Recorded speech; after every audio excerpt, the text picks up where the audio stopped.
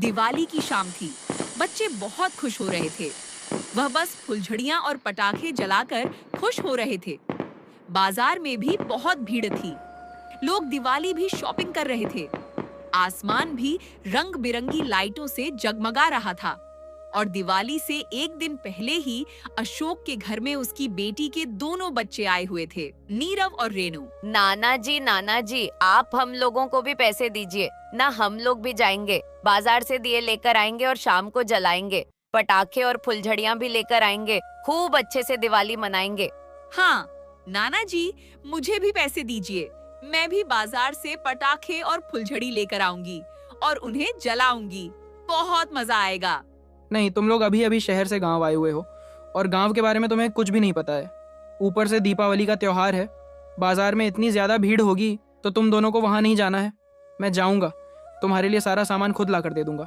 नहीं नाना जी, आप पैसे दे दीजिए, हम लोग खुद ही जाकर ले आएंगे।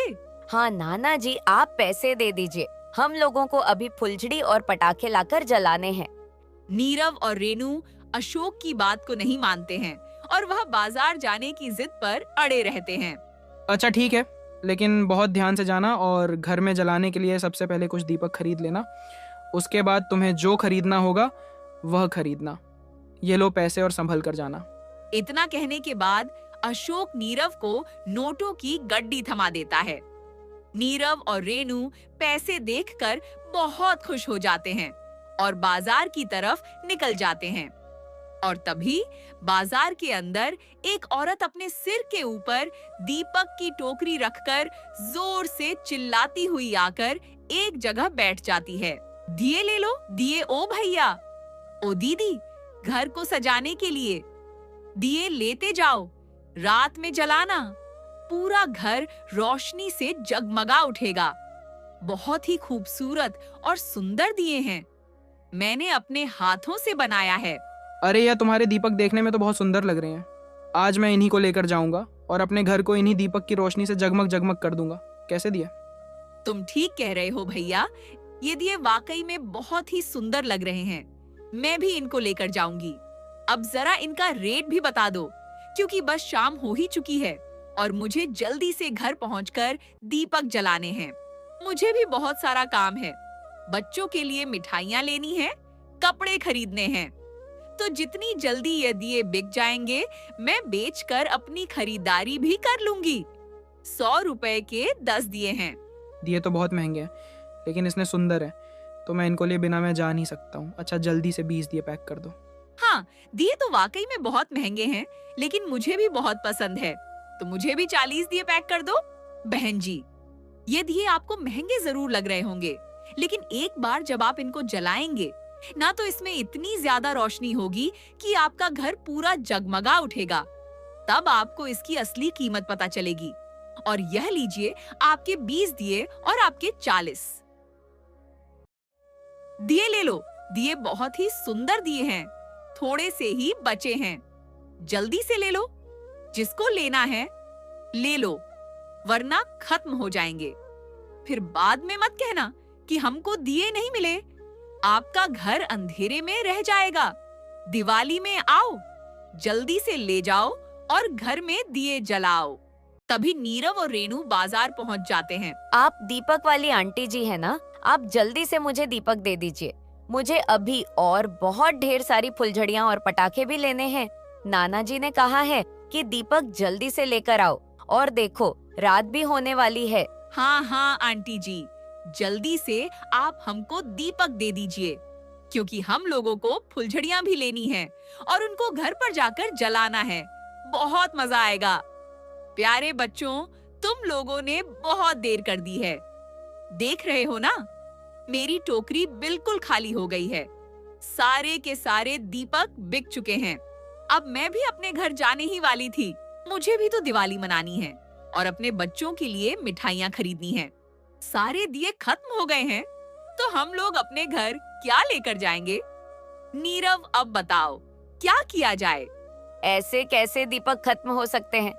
आज तो दिवाली है, हम लोगों को दीपक नहीं मिले तो नाना जी बहुत गुस्सा होंगे। नाना जी को गुस्सा करने की कोई जरूरत नहीं है। अगर तुम्हें दीपक की बहुत जरूरत है तो मैं तुम्हें दे सकती हूँ और उसके बदले में मैं तुमसे पैसे भी नहीं लूंगी। बस तुम दोनों को मेरे साथ मेरे घर तक चलना होगा। अगर तुम्हें दीपक चाहिए तो मेरे पीछे पीछे आ जाओ। इतना कहने के बाद वह औरत अपनी खाली टोकरी को सिर के ऊपर रखती है और अपने घर की तरफ चल देती है और उसके पीछे पीछे नीरव और रेनू भी चल देते हैं। और जब दोनों उसके घर पहुंचते हैं तो उन दोनों की चीखें निकल जाती हैं, क्योंकि वह औरत वहां पर नहीं है, बल्कि उसकी जगह पर एक बहुत ही डरावनी शक्ल की चुड़ैल आ गई है। आ गए तुम दोनों को फ्री के दीपक चाहिए, कभी भी नहीं मिलेंगे। बड़ी मेहनत से बनाया है मैंने उनको। इतना कहने के बाद वह चुड़ैल जोर जोर से हंसने लगती है और नीरव और रेनू की डर के मारे पूरा शरीर कांप रहा होता है और उनकी चीखें निकल जाती हैं। चीखने की आवाज सुनकर अशोक वहां पर आ जाता है।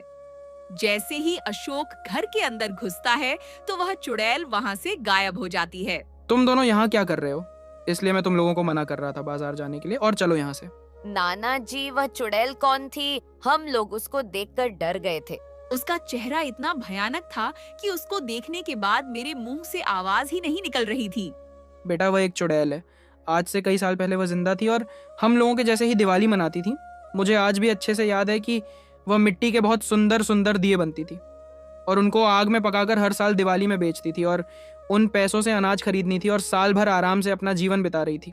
हर बार की तरह उस दिन भी मिट्टी के कच्चे दीपक आग में पकने के लिए उसने अपने घर में रख दिए थे और वह सो गई थी।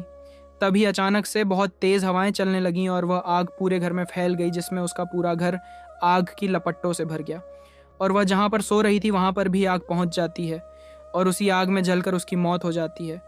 उसकी चीखें पूरे गांव वालों को सुनाई दे रही थी, लेकिन आग इतनी ज़्यादा तेज़ थी कि किसी की भी हिम्मत नहीं हुई घर के अंदर घुसने की और घर के साथ साथ वह भी उसी में जलकर मर गई। मगर वह हर साल दिवाली में आती है और दीपक बेचकर चुपचाप चली जाती है। आज तक उसने किसी को भी परेशान नहीं किया है। पता नहीं तुम दोनों उसके घर पर कैसे पहुंच गए। नाना जी, हम दोनों उसके घर पर नहीं गए थे, बल्कि वह खुद ही हम दोनों को लेकर गई थी। हम लोग जब दिया लेने के लिए बाजार में पहुँचे तो सारे दिए खत्म हो गए थे, तो उसने हम लोगों से कहा कि तुम दोनों मेरे घर पर चलो, मैं तुम दोनों को दिए दूंगी और उसके पैसे भी नहीं लूंगी। अच्छा ठीक है, ऐसी गलती अब दोबारा मत करना। दीपक ले लो दीपक, मिट्टी के खूबसूरत सुंदर सुंदर दीपक। दिवाली आ गई है, ले जाओ और घर में दीपक जलाओ। पूरा घर रोशनी से भर जाएगा। मैं हर साल आती हूँ जब जब दिवाली आती है। हैप्पी दिवाली।